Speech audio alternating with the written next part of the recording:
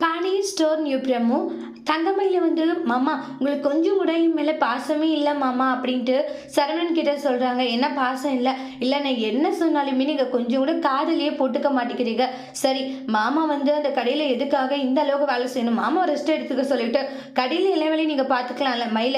அப்படியெல்லாம் அப்பா வந்து நிக்க மாட்டாங்க சரியா? அப்பாவும் கடைக்கு வரட்டும். ஏன் நீ திடீர்னு இப்படி பேசிட்டு இருக்க? இல்ல மாமாவுக்கும் உடம்புக்கெல்லாம் அப்பப்போ சரியில்லாத போதில்ல. அதனாலதான் சொல்றேன்னுவாங்க.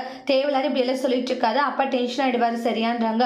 ஒழுங்கா உன்னுடைய உடம்ப எப்படி பார்த்துக்கலாம், குழந்தைய எப்படி பார்த்துக்கலான்றத பத்தி மட்டும் யோசி.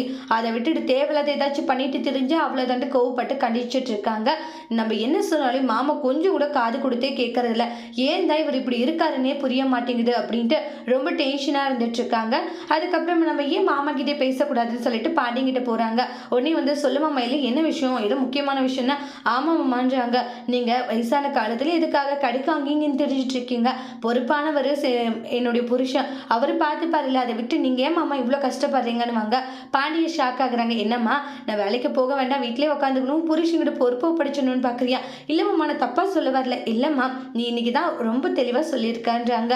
ஏன்னா கண்டிப்பா சரவணை நம்பி ஒப்படைச்சா அவன் அந்த கடையை பொறுப்பா பார்த்துப்பான்னு தெரியும். நீ சொல்ற மாதிரி நான் யோசிக்கிறேம்மா. இன்னும் ஒரு கொஞ்ச நாள் நான் போயிட்டு அப்புறம் சரவணன் கிட்ட ஒப்படைக்கிறேன் எல்லாத்தையும் வாங்க.